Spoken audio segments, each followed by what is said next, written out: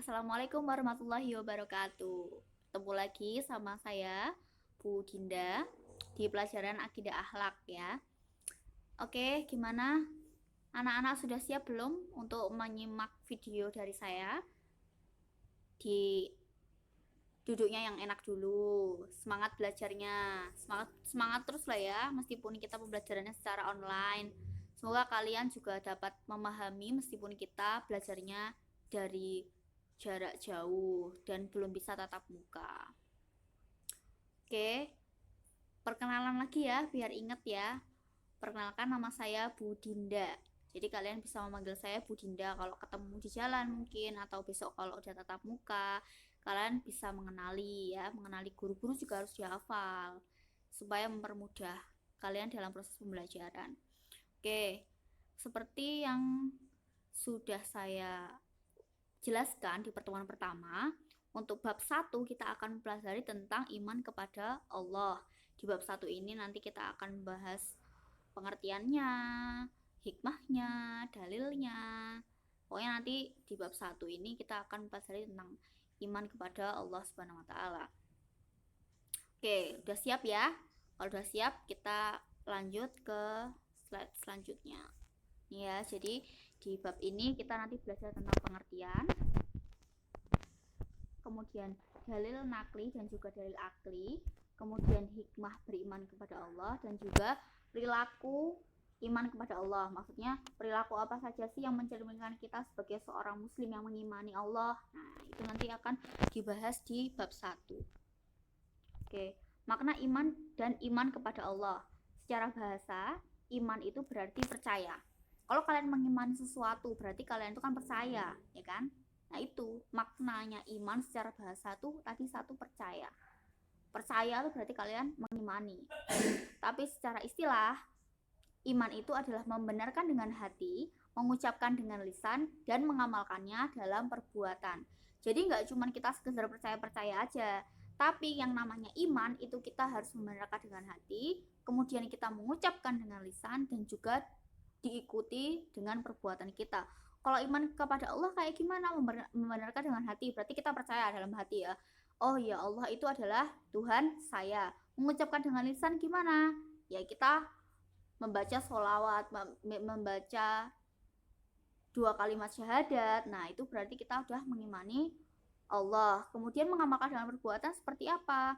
Ya, jika kita jika kita berbuat baik itu didasarkan niatan karena Allah semata. Jika kita sholat, sholatnya untuk apa? Untuk Allah. Jika kita ngaji, niatnya untuk apa? Untuk Allah. Nah, itu yang dinamakan iman kepada Allah. Nah, secara lebih luasnya lagi, iman kepada Allah itu berarti membenarkan dengan hati bahwa Allah dengan segala sifat keagungan dan kesempurnaannya, kemudian mengakui dengan lisan dan dibuktikan dengan amal perbuatan. Ya, seperti tadi ya. Kalau iman itu berarti membenarkan dengan hati, mengucapkan dengan lisan, dan mengamalkan dengan perbuatan. Berarti ketika kita iman kepada Allah gimana? Ya tinggal ditambahin aja. Berarti membenarkan dengan hati, mengucapkan dengan lisan, dan mengamalkan dengan perbuatan bahwa Allah itu ada dengan segala sifat keagungan dan juga kesempurnaannya. Gitu.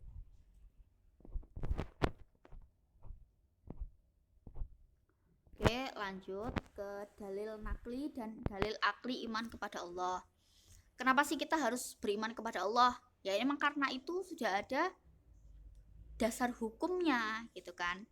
Dasar hukumnya ini yang disebut dalil nakli. Jadi dalil nakli ini bersumber dari Al-Quran dan juga hadis Rasulullah. Nah, kalau dalil akli itu apa? Dalil akli itu yang bersumber dari akal pikiran. Ya, kalian ingat-ingat aja, kalau akli berarti akli, akal, kayak gitu kan. Jadi gampangnya kalau akli itu berdasarkan dari akal, kemudian dalil nakli berdasarkan dari Al-Quran dan juga hadis. Jangan sampai kebalik ya.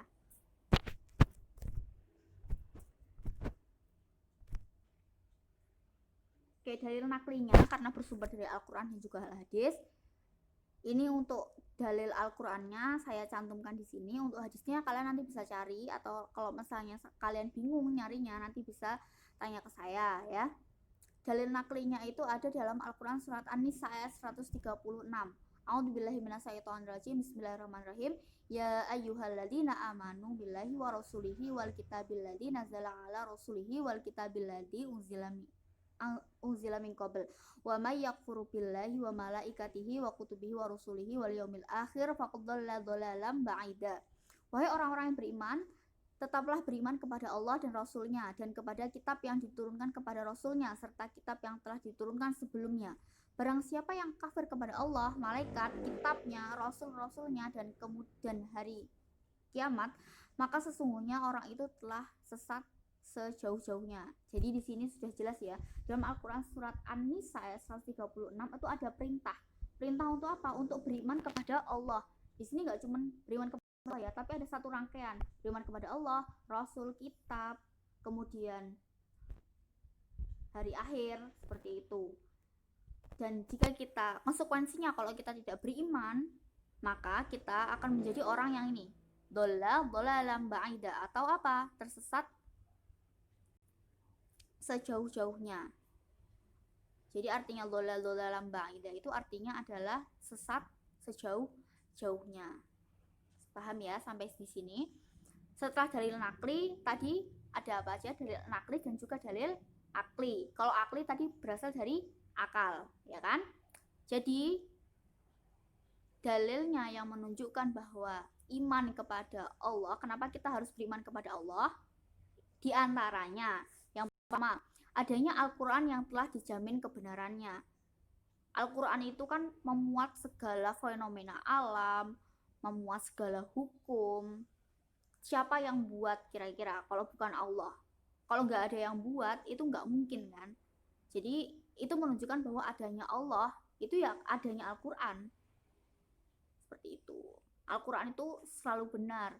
Fenomena alam semuanya sudah tercantumkan. Bahkan sebelum terjadi itu sudah ada di dalam Al-Quran. Yang tahu siapa? Ya hanya satu, Tuhan. Siapa? Allah. Seperti itu. Kemudian yang kedua, terciptanya alam semesta dan seisinya. Nggak mungkin kan alam semesta ini tiba-tiba hadir begitu saja. Pasti ada yang menciptakan. Nah, di sini juga yang tambah meyakinkan kita bahwa Allah itu ada, ya kan? Kemudian yang ketiga, adanya peristiwa alam, adanya pergantian siang malam, pergantian musim. Nah, itu juga otomatis ada yang mengatur kan? Yang mengatur itu siapa? Ya kembali lagi yang mengatur itu ada Tuhan. Pasti ada Tuhan yang mengatur semua ini. Tuhannya siapa? Ya Allah. Berarti kita harus mengimani gitu. Sudah jelas ya? Nanti kapan-kapan kita ulas lagi tentang dalil akli. Oke? Kemudian selanjutnya ini, yang terakhir ya. Setelah kita beriman, iman kan tadi ada dari hati, dalam hati, kemudian kita ucapkan secara lisan. Kemudian apa lagi? Yaitu mengerjakan perilaku yang mencerminkan iman kepada Allah Subhanahu wa taala. Apa saja yang bisa kita lakukan untuk menunjukkan keimanan kita kepada Allah? Yang pertama, mendirikan sholat, menunaikan zakat, menepati janji, melaksanakan puasa, menolong orang yang kesulitan, dan menginfakkan sebagian harta. Ini semua harus didasarkan kepada Allah. Jadi kita mendirikan sholat wajib 5 waktu untuk Allah, menunaikan zakat karena Allah, menepati janji karena Allah, kayak gitu. Jadi itu adalah contoh-contoh perilaku yang mencerminkan iman kepada Allah. Kiranya perilaku apa aja, apalagi yang mencerminkan kita beriman kepada Allah? Yo, apalagi kira-kira? Kita belajar kayak gini, kita berikhtiar untuk menuntut ilmu itu juga karena Allah, itu juga termasuk kita mengimani Allah Subhanahu wa taala. Yuk, coba kalian bikin lagi contoh apa perilaku yang mencerminkan iman kepada Allah yang telah kalian lakukan selama ini. Udah ada belum? Nah, itu ya. Oke. Sepertinya untuk pertemuan kali ini saya rasa cukup. Jika ada pertanyaan silahkan kalian hubungi saya ke nomor telepon yang sudah disampaikan di sekolahan kemarin ya, ada di buku. Kemudian kalian kalau bingung bisa tanya di Google Classroom juga. Silahkan kalau dirasanya ini materinya penting, silahkan kalian mencatat di buku tulis, kemudian kalian foto dan masukkan ke Google Classroom sebagai penilaian kalian. Jangan lupa untuk penilaian harian, kalian silahkan membuka link yang telah saya kirim. Silahkan dikerjakan dengan sungguh-sungguh. Oke? Sekian dari saya, sampai bertemu di minggu selanjutnya. Syukran ala kulli ihtimamikum. Wassalamualaikum warahmatullahi wabarakatuh. Tetap sehat, jangan lupa sholat, dan jangan lupa membantu orang tua ya di rumah.